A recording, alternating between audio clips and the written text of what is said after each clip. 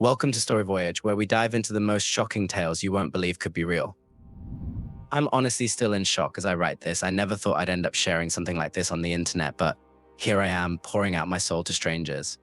Maybe it's because I don't know how to talk about this with anyone I know, or maybe it's because the reality of it all hasn't fully hit me yet. Emily and I have been married for 7 years. 7 years of what I thought was a pretty happy marriage. Sure, we had our ups and downs, but I always thought we were solid, that we trusted each other. I guess that's what makes this even harder to process. Emily works in sales for a large company and travels often for work. It was never an issue. I trusted her completely. I'd always been secure in our relationship. She'd gone on dozens of trips over the years, and while I missed her, I knew she was just doing her job. But her last trip was different from the start. In the days leading up to it, I noticed she was more distant than usual. She seemed preoccupied, distracted, like her mind was somewhere else. When I asked her if everything was okay, she gave me a quick smile and said it was just work stress, that she'd be fine after the trip. I wanted to believe her. I tried to shake off the nagging feeling that something wasn't right.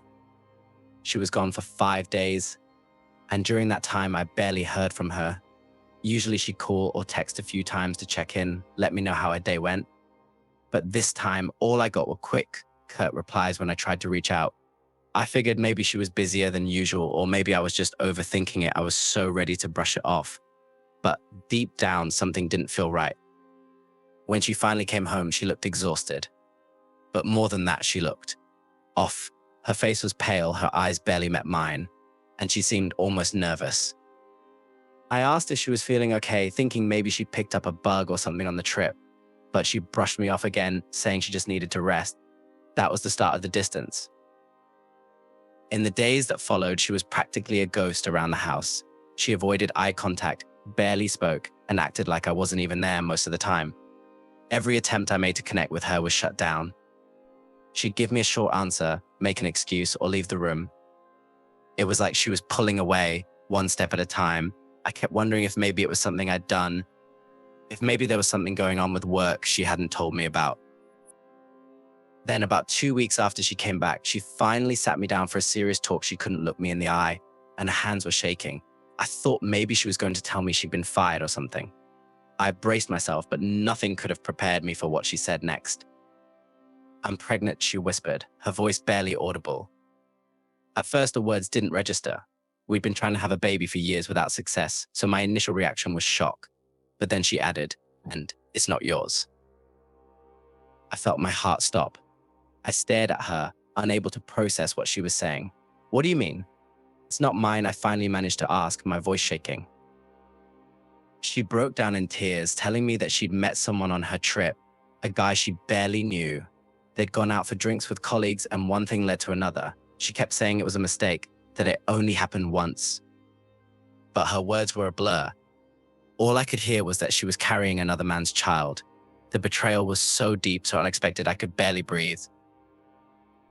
I wanted to scream, to cry, to demand answers, but I couldn't move. I just sat there, numb, while she kept apologizing, saying she didn't know why she'd done it, that she still loved me, but none of it mattered. The damage was done. Just when I thought I couldn't feel any worse, she hit me with another bombshell. She'd contracted an STD. She hadn't known until after she got back, when she started feeling strange and went to get checked. And now she was telling me that I needed to get tested too. I didn't know whether to laugh or cry. The woman I'd loved, trusted, and married had not only cheated on me, also exposed me to a disease. In a split second, everything I thought I knew about my life, my marriage, and my future was ripped apart. That night, I didn't sleep. I packed a bag and left, crashing at my brother's place because I couldn't bear to be under the same roof as her. I spent hours lying awake, trying to make sense of it all. But there was no sense to be found. How could someone who claimed to love me betray me in such a devastating way? I kept replaying every moment in my head, searching for signs I'd missed. The guilt ate away at me. How could I not have seen it? Over the next few days, she kept trying to contact me, leaving voicemails, texting, even showing up at my brother's place. She begged for forgiveness, said she'd do anything to make it right, but I couldn't even look at her. The sight of her made me feel physically sick.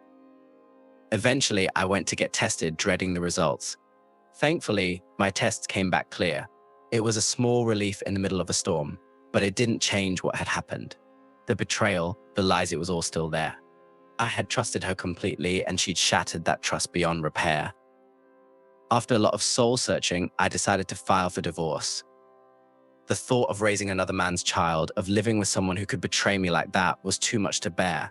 I knew I'd never be able to move past this, to look at her without feeling the weight of her betrayal. The divorce process has been brutal, and every day feels like a struggle. Some days I wonder if I made the right choice, if maybe I could have found it in myself to forgive her. But deep down, I know there's no going back.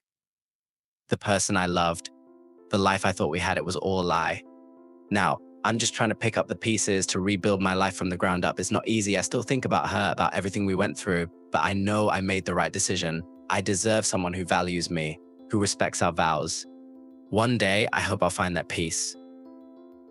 Until then, I'm taking it one day at a time, trying to let go of the past and look toward a future I never thought I'd have to face alone. That's all for today's story. Don't forget to subscribe so you never miss another shocking tale on Story Voyage.